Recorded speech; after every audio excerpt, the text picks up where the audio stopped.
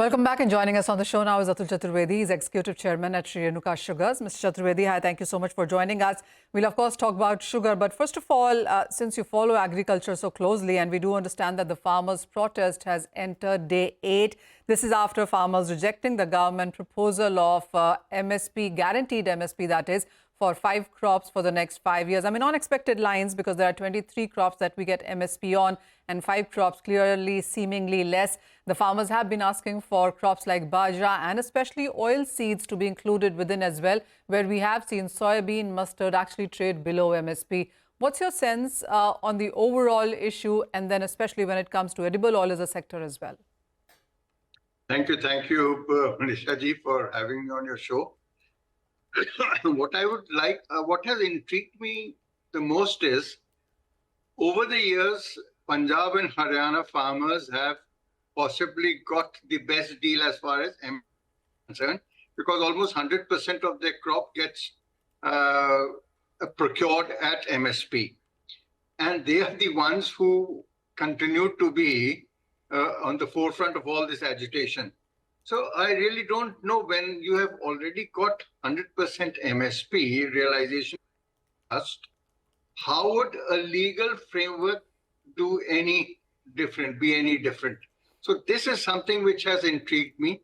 And the other thing, as far as the government's proposal is concerned, we are totally in favor of that. In fact, the C organization which we represent, which is the edible oils apex body, we have been advocating diversification, crop diversification in Punjab and Haryana. Punjab is a land which is known as the land of 5 rivers.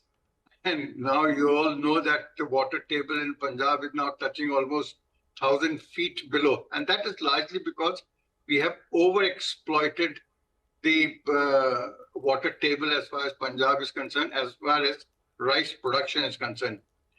So my take would be that when we were growing up, we knew Punjab as the land of makke di roti and sarson da saag. But both these things don't seem to be now in Punjab, and now maybe it's time to go back to the roots. I would suggest makka or corn or maize during Kharif, and partly have mustard during Rabi. As far as pulses is concerned, I'm not too sure whether that is going to fly. But the only caveat in all this is that the realization of the farmers necessarily has to be same or better than what they are currently getting. And if that happens, then I'm sure there's no reason why the farmers would not shift to these crops, and you would also have no problems in disposing mustard, because maize can go in for ethanol making oil, which is what is the need of the hour. And secondly, also ensure that the problems of barley and all are also taken care of. So I think we would probably go with the government, and we hope and pray that the farmers realize this. The earlier, the better. So while MSP, of course, is one part of this, debt waiver, pensions are some of the other demands that farmers also have put out.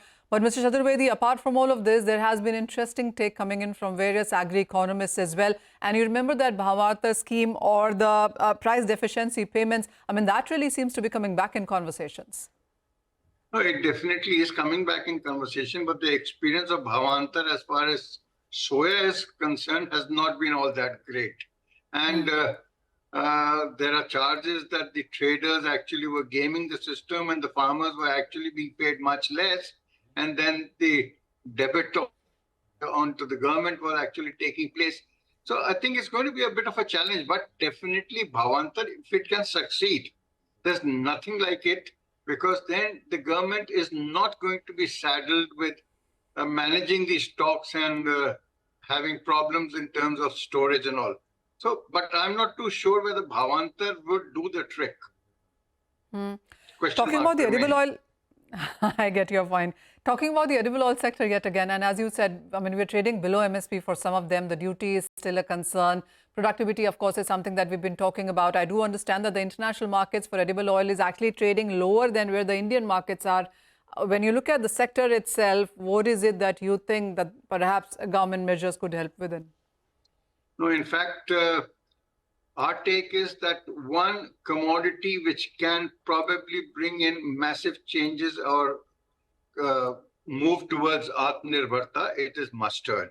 And if you see mustard, few years back was our production of mustard seed was close to only about 7 million tons. Once SEA took it up as a part of the mustard mission few years back, now what we are seeing is that mustard production in the country has grown to almost something like 12 million to 12.5 million tons. And there's no reason why Punjab farmer and Haryana farmers should not be encouraged to grow more mustard during Rabi and less of wheat.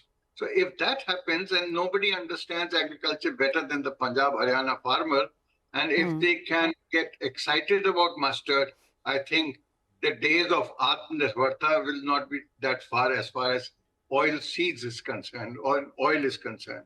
So that's something which is important, and they have to be suitably compensated so that their returns from mustard cultivation or maize cultivation is not less than what they are currently getting out of wheat and rice. Fair point. So crop diversification and perhaps going towards mustard and maize, as you said, is the way forward when it comes to those North Indian farmers there. Water table depletion is something that we do understand here. But as you rightly said, that if the Bhavantar scheme can be put across, that perhaps could lead to a lot of problems getting allayed. Mr. Chaturvedi, as always, thank you so much for joining us here at CNBC TV 18. And with that, we'll go for a short break. Business Lunch comes up next.